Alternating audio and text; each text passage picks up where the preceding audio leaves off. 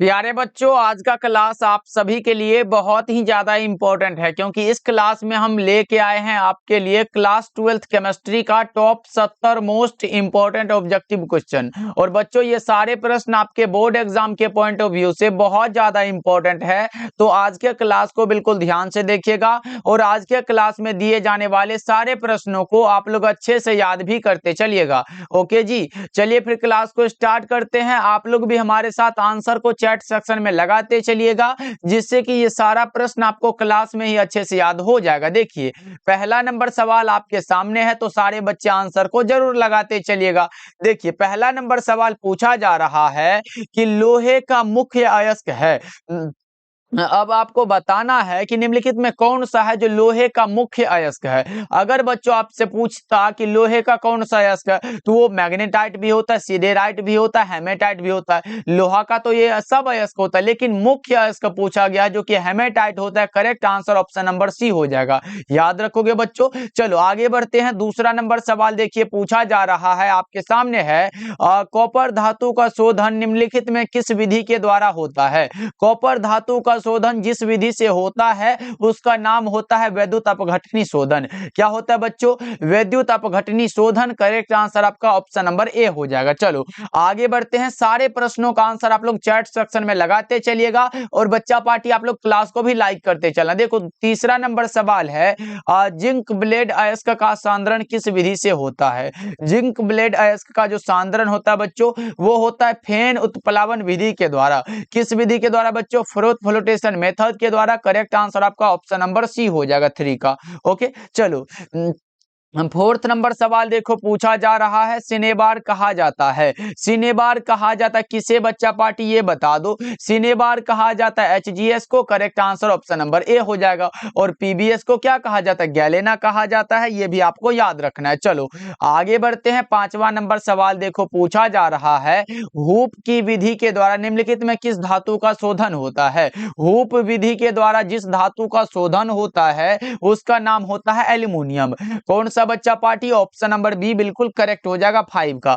Okay, चलो आगे बढ़ते हैं। 6 नंबर सवाल देखो, बच्चा पार्टी आंसर को जरूर लगाते चलना, तभी तो आपको ये सारा प्रश्न क्लास में याद हो पाएगा ना। देखो, जिसमें दो अलग अलग धातु उपस्थित होते हैं वो कौन सा अयस्क होता है? वो होता है कॉपर पायराइट। कौन सा बच्चों? कॉपर पायराइट होता है। अगर आपसे पूछे कॉपर पायराइट का सूत्र क्या होता है तो क्या लगाओगे? वो होता है CuFeS2। क्या होता है बच्चों? CuFeS2। ये याद रख लो क्योंकि ये ऑब्जेक्टिव में आया हुआ है कि कॉपर पायराइट का सूत्र क्या होता है, तो आप लगाओगे सर CuFeS2 होता है। चलो 7 नंबर सवाल देखो, पूछा जा रहा है आपके सामने है, निम्नलिखित में कौन सा कथन सही है। कौन सा कथन सही है? कौन सा कथन होगा? जल्दी से बता दो बच्चा पार्टी। तो सबको पता होगा सभी अयस्क खनिज होते हैं। Correct answer option number A होगा, यही एक सही कथन है। ओके बच्चों, चलो अयस्क वे खनिज होते हैं जिनसे क्या होता है? धातु में निकलती है। चलो आगे बढ़ते हैं। 8 नंबर सवाल देखो, नाइट्रिक अम्ल का सूत्र क्या होता है। बच्चा पार्टी मैं बता दूं तो ये भी प्रश्न आपके एग्जाम में पूछा गया है और यहां तक कि हीलियम का भी पूछा गया कि हीलियम का सूत्र क्या होता है। ये सब याद रखोगे। नाइट्रिक अम्ल क्या होगा? HNO3। राइट आंसर आपका ऑप्शन ए होगा। देख रहे हो कितना आसान आसान सवाल है। बस आपको भाई पढ़ने की जरूरत है, एकदम सब आसान लगने लगेगा। चलो आगे बढ़ते हैं। अगला नंबर सवाल देखो, 9 नंबर सवाल है, निम्नलिखित में कौन ऑर्थोफॉस्फोरिक अम्ल का अणुसूत्र होता है। ऑर्थोफॉस्फोरिक अम्ल का अणुसूत्र आपसे पूछा गया। 9 नंबर का क्या लगा रहे हो बच्चों? वो होगा H3PO4। करेक्ट आंसर आपका ऑप्शन नंबर बी हो जाएगा। ओके, चलो और आप लोगों के लिए एक होमवर्क के लिए ये रहा कि आप लोग जल्दी से बता दो मेटाफॉस्फोरिक अम्ल का सूत्र क्या होता है। ये आप लोग कमेंट सेक्शन में जरूर बताना। ओके, चलो आगे बढ़ते हैं। 10 नंबर सवाल का जवाब जल्दी से बता दो। पूछा जा रहा है, निम्नलिखित में कौन नाइट्रोजन का ऑक्साइड हंसाने वाला गैस होता है। हंसाने वाला गैस यानी कि कौन सा होगा बच्चों? N2O होगा। किस ऑप्शन में दिया गया? N2O, नाइट्रस ऑक्साइड होगा। 10 नंबर सवाल का जवाब करेक्ट आंसर बी हो जाएगा। ओके बच्चों, चलो आगे बढ़ते हैं। और बच्चा पार्टी जितने भी बच्चे हमारे द्वारा तैयार फिजिक्स, केमिस्ट्री और बायोलॉजी वाला इंपॉर्टेंट क्वेश्चन वाला नोट्स नहीं लिए हो, यानी कि उस पीडीएफ में आपको 50 से 60 सब्जेक्टिव क्वेश्चन और मात्र 200 ऑब्जेक्टिव क्वेश्चन दिया जाएगा, जिसे पढ़ के आप 80 प्लस नंबर ला सकते हो एक विषय में। ये हमारा गारंटी है बस आपको अच्छे से उसको पढ़ लेना है। तो मात्र ये 199 में मिल रहा है। फिजिक्स, केमिस्ट्री और बायोलॉजी तीनों का मिल जाएगा इसी में, और साथ में आपको हिंदी का फ्री में मिल जाएगा। कॉल करिएगा 7070 82 1685 नंबर पे, और इसे जरूर पढ़ लेना बच्चा पार्टी। चाहे आप कुछ पढ़े हो नहीं पढ़े हो, लेकिन इसे भाई लास्ट टाइम में पढ़ लेना, यानी कि 80+ का गारंटी एक सब्जेक्ट में हम लेते हैं, फिजिक्स, केमिस्ट्री और बायोलॉजी में आप अच्छे नंबर ला सकते हो। तो कॉल जरूर करिएगा। देखो ये रहा सवाल, आवर्त सारणी में ग्रुप 16 का तत्व कौन सा होता है? वो सल्फर होता है, ऑक्सीजन होता है, यही सब तो होता है। ए और बी दोनों करेक्ट आंसर आपका ऑप्शन नंबर सी हो जाएगा। चलो आगे बढ़ते हैं। अगला नंबर सवाल देखो, 12 नंबर सवाल है, नाइट्रिक अम्ल किस विधि से तैयार किया जाता है? देखो अगर नाइट्रिक अम्ल तैयार करना यानी कि HNO3 को तैयार करना है तो वो ओस्टवाल्ड विधि होता है। करेक्ट आंसर भी होगा। संपर्क विधि से बनता है H2SO4, हैबर विधि से बनता है NH3, और ये प्रकाश संश्लेषण तो हम लोग हरे पौधे ये भोजन तैयार करते हैं। तो करेक्ट आंसर कौन सा होगा? 100% बी वाला ऑप्शन सही हो जाएगा। चलो आगे बढ़ते हैं। 13 नंबर सवाल देखो, निम्नलिखित में कौन सी गैस एकल परमाणविक है? एकल परमाणविक हीलियम होता है। कौन सा बच्चों? हीलियम। 13 का करेक्ट आंसर आपका ऑप्शन बी होगा। बच्चा पार्टी क्लास को आप लोग लाइक करते चलना, पढ़ाने में एकदम मजा आ जाएगा। चलो 14 नंबर सवाल है, ऑक्सीजन और ओजोन क्या होता है? ऑक्सीजन यानी कि O2 और ओजोन यानी कि O3, ये दोनों क्या होता है ये बताओ जल्दी से। तो वो होता है अपर रूप। करेक्ट आंसर ऑप्शन सी हो जाएगा। चलो आगे बढ़ते हैं। 15 नंबर सवाल देखो, वर्ग 17 के तत्व क्या कहलाते हैं? देखो 16 के क्या कहलाते थे बच्चों? जल्दी से बता दो। 16 के क्या कहलाते? कैल्कोजन कहलाते। 17 के हैलोजन कहलाते हैं, और ये संक्रमण तत्व यानी कि डी ब्लॉक वाला हो गया। और उत्कृष्ट गैस कौन सा होता है भाई? ये 18 वाला हो जाता है। तो जल्दी से बता दो कौन सा होगा। 15 नंबर सवाल का जवाब आप लगा रहे हो सर 17 के हैलोजन कहलाते हैं। करेक्ट आंसर आपका ऑप्शन ए होगा। चलो आगे बढ़ते हैं। अगला नंबर सवाल देखो, 16 नंबर सवाल है, निम्नलिखित में कौन सिर्फ एक ही ऑक्सी अम्ल बनाता है? सिर्फ एक ही ऑक्सी अम्ल बनाता है, उसका नाम होता है फ्लोरीन। कौन सा बच्चों? फ्लोरीन। करेक्ट आंसर आपका ऑप्शन ए हो जाएगा। चलो आगे बढ़ते हैं बच्चा पार्टी। 17 नंबर सवाल है, H2SO4 में S यानी कि सल्फर की ऑक्सीकरण संख्या कितनी है? H2SO4 में सल्फर क्या पूछा गया आप लोगों से? जल्दी से बताओ बच्चा पार्टी, कितना बार निकालने के लिए बता चुके हैं। इसमें कौन सा होगा? +6 हो जाएगा, याद रखोगे। H2 है भाई, SO है। सल्फर का पूछा गया, इसे X मान लेना, और इसे ये ऑक्सीजन वाले से गुना कर देना। कितना होता है बच्चा पार्टी? -2 होता है इसका ऑक्सीकरण अवस्था। इसको गुना करके आपका निकाल सकते हो। चलो आगे बढ़ते। अगला नंबर सवाल देखो, 18 नंबर सवाल है, निम्नलिखित में कौन प्रथम संक्रमण श्रेणी का सदस्य है? प्रथम संक्रमण श्रेणी का जो सदस्य होता है उसका नाम हो जाता है कौन सा? निकेल होता है बच्चों। करेक्ट आंसर आपका ऑप्शन नंबर ए हो जाएगा। याद रखोगे, बहुत ज्यादा इंपॉर्टेंट है, क्योंकि ये आवर्त सारणी के चौथे आवर्त और 10वें ग्रुप में आते हैं। चलो आगे बढ़ते हैं। अगला नंबर सवाल देखो, 19 नंबर सवाल पूछा जा रहा है, फ्लोरीन की ऑक्सीकरण अवस्था कितनी है? फ्लोरीन की ऑक्सीकरण अवस्था कितनी होती है बच्चों? -1 होती है। Correct answer option number A हो जाएगा। ओके चलो आगे बढ़ते हैं। 20 नंबर सवाल देखो, विद्युत की सबसे अधिक सुचालक धातु कौन सी है? विद्युत की सबसे अधिक सुचालक धातु का नाम आपको बताना है बच्चों। कौन सा होगा?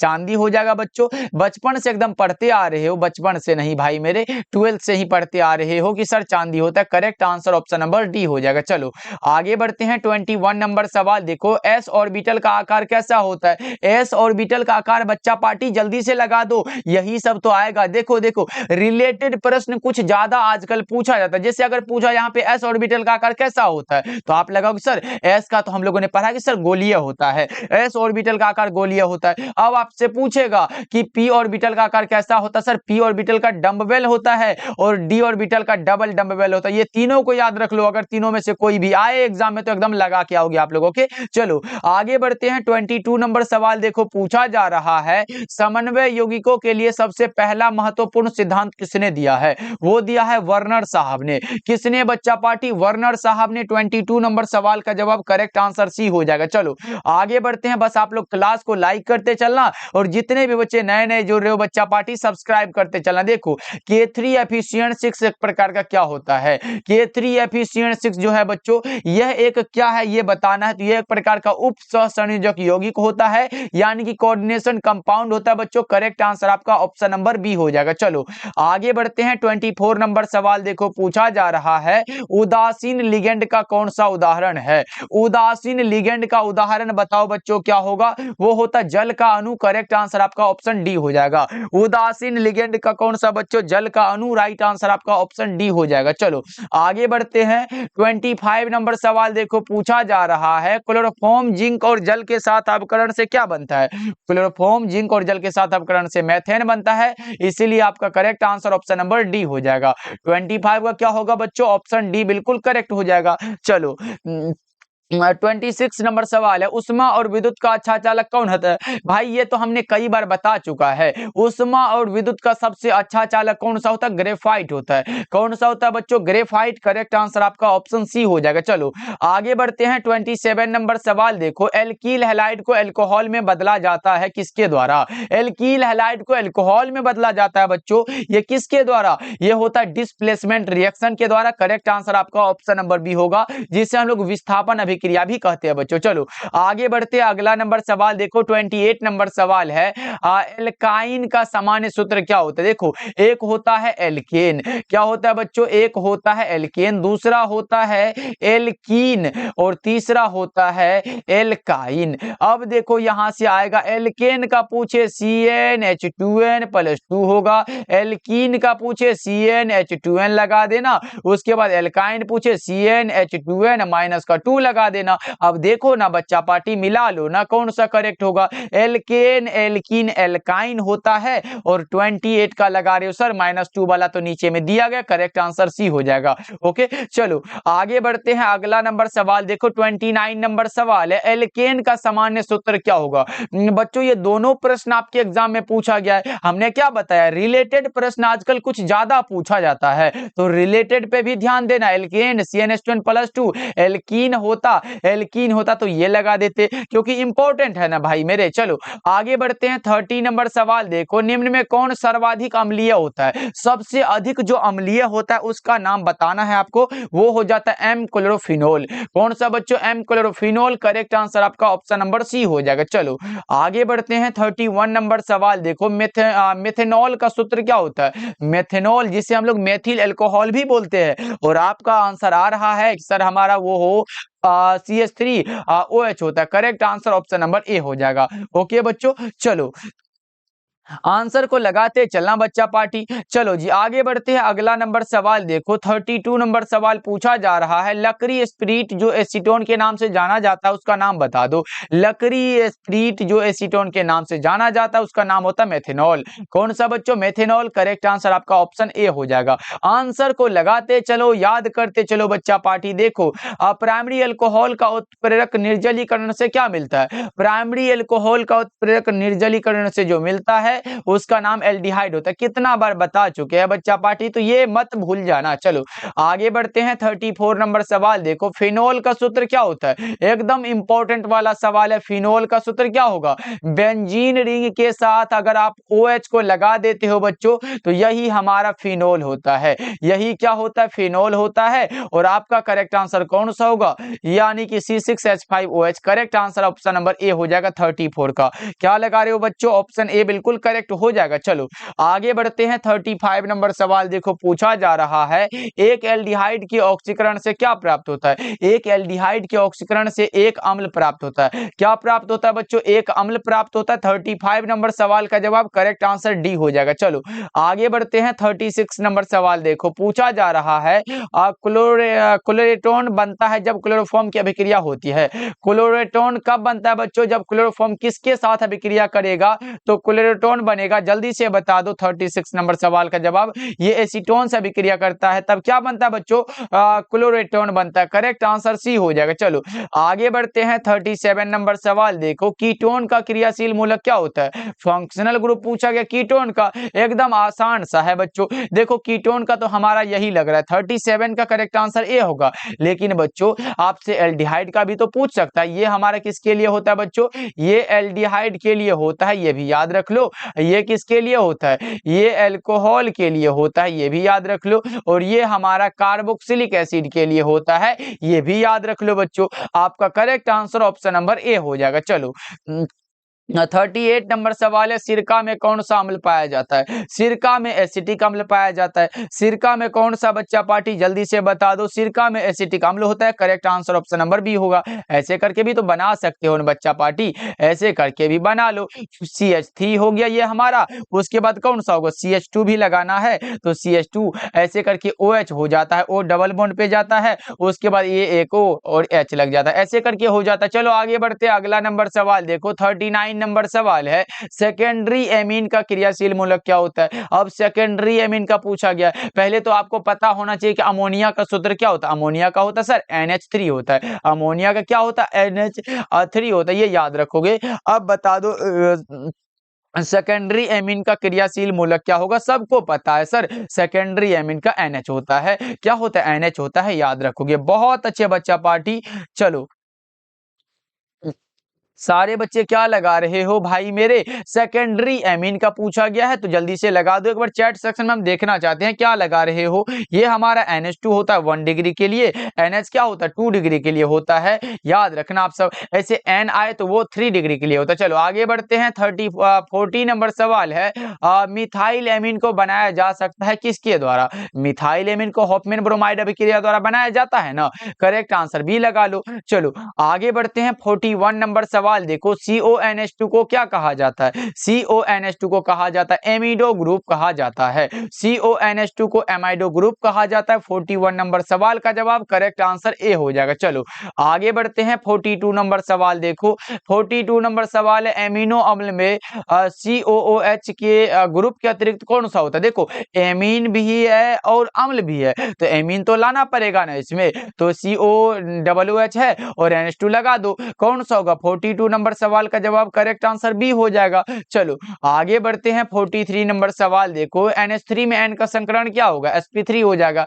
NH3 में N का संकरण है sp3, यानी कि 43 नंबर सवाल का जवाब करेक्ट आंसर ए हो जाएगा। ओके क्लियर है बच्चा पार्टी? चैट सेक्शन में बताते चला। चलो जी 44 नंबर सवाल है, प्राकृतिक बहुलक कौन सा होता है? प्राकृतिक बहुलक का उदाहरण पता है क्या बच्चों? जल्दी से बता दो। रबर हो जाएगा, प्रोटीन हो जाएगा, यही सब तो होता है। आपका करेक्ट आंसर ऑप्शन ए हो जाएगा। चलो 45 नंबर सवाल है, कैप्रोलेक्टम के प्रयोग से निर्मित बहुलक कौन सा होता है? कैप्रोलेक्टम के प्रयोग से निर्मित बहुलक का नाम बताना है आपको। कैप्रोलेक्टम के प्रयोग से निर्मित बहुलक का नाम होता है नायलॉन होता है, नायलॉन 6 भी होता है, ये याद रखोगे। चलो आगे बढ़ते हैं। 46 नंबर सवाल है, पॉलीमर बनाने की सबसे छोटी इकाई क्या कहलाती है?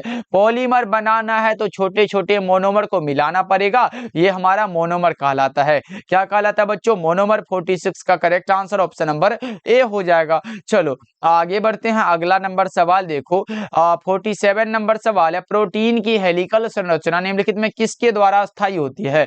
प्रोटीन की हेलिकल संरचना किसके द्वारा स्थायी होती है बच्चों? हाइड्रोजन बॉन्ड के द्वारा। किसके द्वारा? हाइड्रोजन बॉन्ड के द्वारा। 47 नंबर सवाल का जवाब करेक्ट आंसर डी हो जाएगा।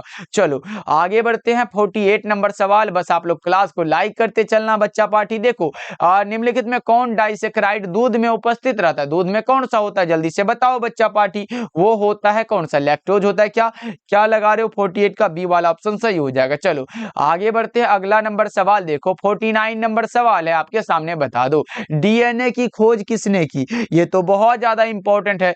DNA की खोज किसने की बच्चों? जल्दी से लगा दो। DNA की खोज किया है वाटसन एवं क्रिक ने। करेक्ट आंसर आपका ऑप्शन ए हो जाएगा। चलो हाँ, आगे बढ़ते हैं। 50 नंबर सवाल देखो, एस्कॉर्बिक एसिड क्या होता है? ये तो विटामिन सी का नाम होता है। किसका नाम है बच्चों? विटामिन सी का। ऐसे बच्चा पार्टी विटामिन वाले टॉपिक को जरूर पढ़ लेना, क्योंकि 2 नंबर में पूछ सकता आपसे कि विटामिन से आप क्या समझते हो। बस इतना को लिख देना, ऐसे कार्बनिक पदार्थ जो जंतुओं तथा मनुष्यों के शरीर की उचित वृद्धि तथा उनकी जैविक क्रियाओं के लिए आवश्यक होता है, उसे विटामिन कहते हैं। ऐसे विटामिन को 2 वर्गों में वर्गीकृत किया गया है। पहला होता है जल में घुलनशील, पहला होता है जल में घुलनशील, और दूसरा होता है वसा में घुलनशील। अगर जल में घुलनशील की बात हो तो बी कॉम्प्लेक्स सी होता है, और वसा में ए होता है, डी होता है, ई होता है और के होता है। ये दोनों याद रख लो, बहुत ज्यादा इंपॉर्टेंट है ऑब्जेक्टिव के लिए। चलो आगे बढ़ते हैं। अगला नंबर सवाल 51 नंबर सवाल है, निम्नलिखित में कौन सा एंजाइम प्रोटीन के पाचन को प्रारंभ करता है? जल्दी से बताओ बच्चों। 51 नंबर सवाल आपके सामने है,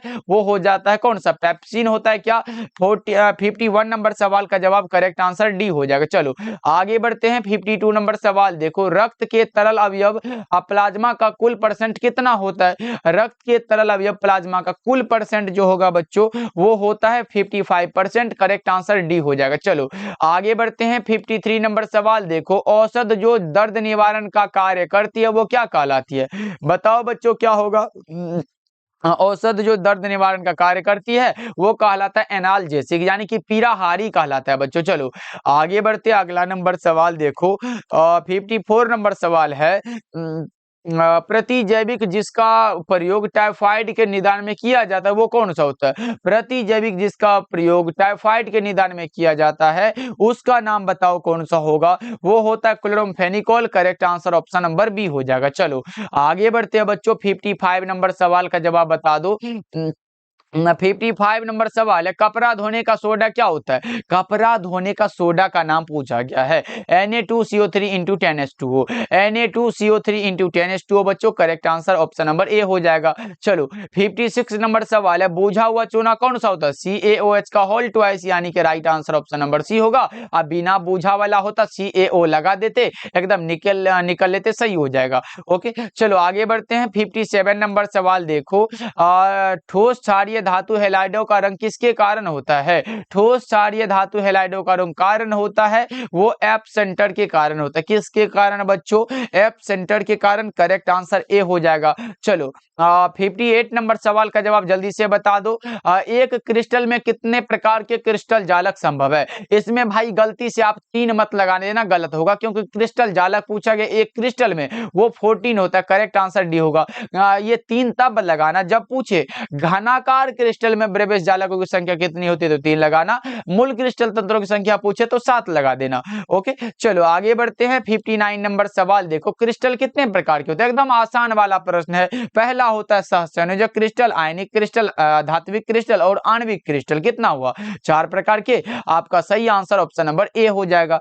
देख रहे हो बच्चों। चलो आगे बढ़ते हैं 60 नंबर सवाल देखो, पूछा जा रहा है क्या है, निम्नलिखित में कौन सहसंयोजक ठोस होता है? सहसंयोजक ठोस हुआ हीरा हुआ, ग्रेफाइट हुआ, क्वार्ट्ज हुआ, सिलिकॉन कार्बाइड हुआ, ये सब क्या होता है बच्चों? ये सब सहसंयोजक ठोस है, जिसे हम लोग जालक ठोस भी कहते हैं, याद रखोगे। इसे हम लोग नेटवर्क ठोस भी कहते हैं। चलो आगे बढ़ते हैं, अगला नंबर सवाल देखो 61 नंबर सवाल है, किसी विलयन के सांद्रण को व्यक्त करने का कौन सा तापक्रम पर निर्भर नहीं करता? नहीं करने वाला तो मोललता होता है सर। प्रति केजी विलायक में घुले हुए विलय के मोलों की संख्या को मोललता कहते हैं, मोल प्रति केजी हो जाएगा। चलो आगे बढ़ते हैं 62 नंबर सवाल देखो, पूछा जा रहा है शुद्ध जल का पीएच कितना होता है? पीएच मतलब पोटेंशियल ऑफ हाइड्रोजन पूछा गया बच्चों। कितना होगा शुद्ध जल का पीएच मान? 7 होता है। करेक्ट आंसर डी हो जाएगा। चलो आगे बढ़ते हैं 63 नंबर सवाल है, आयनीकरण का सिद्धांत किसने दिया? आर्हेनियस साहब ने। आयनीकरण का सिद्धांत आर्हेनियस के द्वारा दिया गया। 64 नंबर सवाल है, विशिष्ट प्रतिरोध की इकाई क्या है? विशिष्ट प्रतिरोध जिसे हम लोग प्रतिरोधकता भी बोलते हैं बच्चों। अब लगा दो कौन सा होगा? आर बराबर क्या होता है बच्चों? रो एल बाई ए होता है। क्या? रो एल बाई ए होता है। यहां से निकालते हो ना बच्चों। रो बराबर क्या होगा? रो बराबर आर ए बटा में एल होगा। अब देखो आर का क्या होता है बच्चों? आर का मात्रा क्या होता है? ओम होता है। ओम होता है, यहां से निकाल लो। उसके बाद एरिया का क्या होगा? मीटर स्क्वायर होगा। अब देखो लंबाई का क्या होगा बच्चों? मीटर हो जाएगा। 1 मीटर से 1 मीटर गया तो बचा कौन सा? Ohm into metre. कौन सा बच्चा बच्चों? Ohm into metre. Correct answer कौन सा होगा? या फिर मीटर लिखो या फिर इसे सेंटीमीटर भी लिख सकते हो। अगर ये सेंटीमीटर बनाओगे तो ये भी बनाना पड़ेगा। तो सेंटीमीटर से 1 सेंटीमीटर गया तो बचा कौन सा? ओम सेंटीमीटर। करेक्ट आंसर सी हो जाएगा। लेकिन बच्चों कभी कभी ओम मीटर भी रह सकता है, इसलिए इसको भी याद रखोगे। चलो आगे बढ़ते हैं, अगला नंबर सवाल देखो 65 नंबर सवाल है, हैबर की विधि से अमोनिया के निर्माण में निम्नलिखित में कौन सा उत्प्रेरक का प्रयोग होता है? वो होता है लोहे का महीन पाउडर। 65 नंबर सवाल का जवाब करेक्ट आंसर आपका ऑप्शन ए हो जाएगा। चलो आगे बढ़ते हैं 66 नंबर सवाल देखो, पूछा जा रहा है किसी शून्य कोटि की अभिक्रिया की दर क्या होती है? शून्य कोटि की अभिक्रिया की दर एकदम निश्चित होती है बच्चों। क्या होती है? निश्चित होती है। Correct answer option number A हो जाएगा। ओके चलो आगे बढ़ते हैं, अगला नंबर सवाल 67 नंबर सवाल है, दूध क्या होता है बच्चों? इसका आंसर तो आप लोग जल्दी से लगा दो। दूध क्या है बच्चों? जल्दी से लगा दो। ये होता है जल में परिक्षेपित वसा। करेक्ट आंसर आपका ऑप्शन ए हो जाएगा। चलो आगे बढ़ते हैं, 68 नंबर सवाल है। 68 नंबर सवाल है, किसी रासायनिक अभिक्रिया का वेग प्रभावित होता है किससे? किसी भी रासायनिक अभिक्रिया का जो वेग प्रभावित होता है बच्चा पार्टी, वो होता है टेम्परेचर से। किससे होता है? टेम्परेचर से। 68 का correct answer option number A होगा। ओके जी, चलो आगे बढ़ते हैं, अगला नंबर सवाल देखो पूछा जा रहा है आपके सामने है, फटाफट से लगा दो। 69 नंबर सवाल पूछा जा रहा है, सामान्य ताप एवं दाब पर किसी गैस के एक मोल का आयतन कितना होता है? 22.4 लीटर होता है सर। कितना होता है? 22.4 लीटर। 69 का right answer option number B होगा बच्चों। चलो आगे बढ़ते हैं, 70 नंबर सवाल देखो। 70 नंबर सवाल है, x/m तथा p के मध्य वक्र क्या कहलाता है? वो कहलाता है अधिशोषण समतापी वक्र। क्या कहलाता है बच्चों? अधिशोषण समतापी वक्र। करेक्ट आंसर कौन सा होगा? ऑप्शन नंबर ए हो जाएगा। क्या लगा रहे हो? 70 का ऑप्शन ए करेक्ट हो जाएगा बच्चा पार्टी। चलो आज का क्लास आपको कैसा लगा कमेंट करके बताना बच्चा पार्टी। जितने बच्चे नए नए जुड़ रहे हो सब्सक्राइब भी करते चलिएगा बच्चों।